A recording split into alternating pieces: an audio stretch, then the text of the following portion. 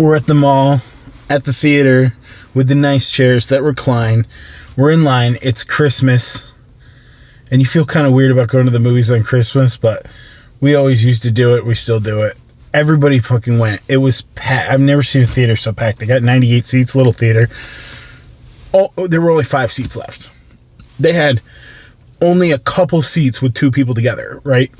A dude behind me starts, I hear, you know, people talking. There was a dude behind me. He's talking about how he's so sick of seeing movies because apparently he reviews movies on the internet or something. And he's like, dude, I see all these movies and they're all garbage. I hate movies. It sucks.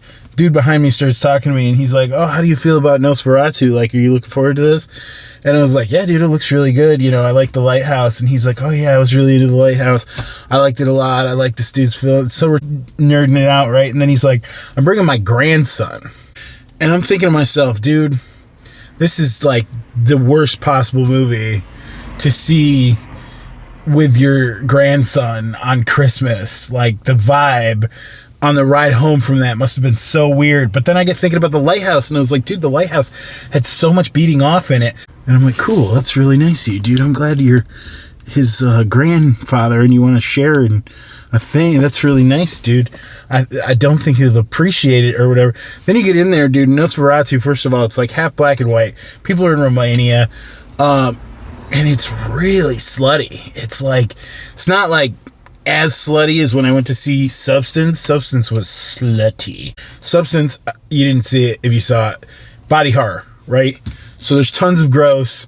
There's blood shooting everywhere. There's goo. There's open wounds. There's a scene where the dude's eating the shrimp, getting it everywhere, slopping it in the sauce.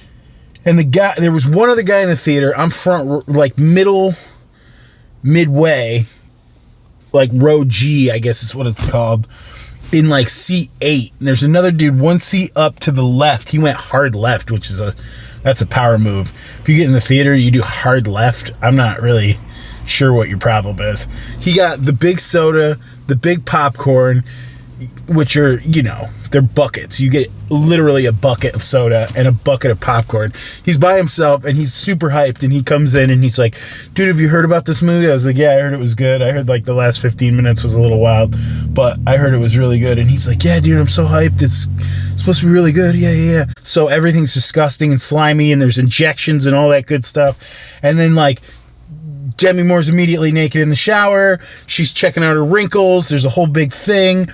Then basically she ends up going to the doctor. The doctor checks up on her, and then the nurse gives her advice, and he's like, hey, try this thing, right? So the thing's called the substance. She calls the number. They send her to a locker. She gets the substance. She takes it, and the rules are you get 7 days as yourself, 7 days as your younger self, but you're linked, right? So whatever you do as one, you do as the other, essentially, right? So she takes it. She injects it.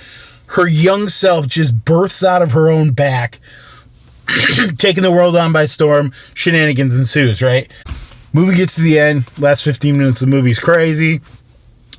We've just seen this girl and Demi Moore naked for an hour and a half. Goo going everywhere. Blood going everywhere. I'm sorry about the nostrils, dude. It is what it is. Shit's crazy. And then the dude says nothing to me when we leave. And I'm like, am I supposed to acknowledge his presence, or am I supposed to just casually walk out of here like we didn't just see what we just saw? And every time I see a movie that has that level of like fucking and sucking in it in a theater, I just get like a Pee Wee Herman visual. I'm like, dude, am I the only one who's thinking about if everybody else is beating off, knowing that I'm not beating off? Right?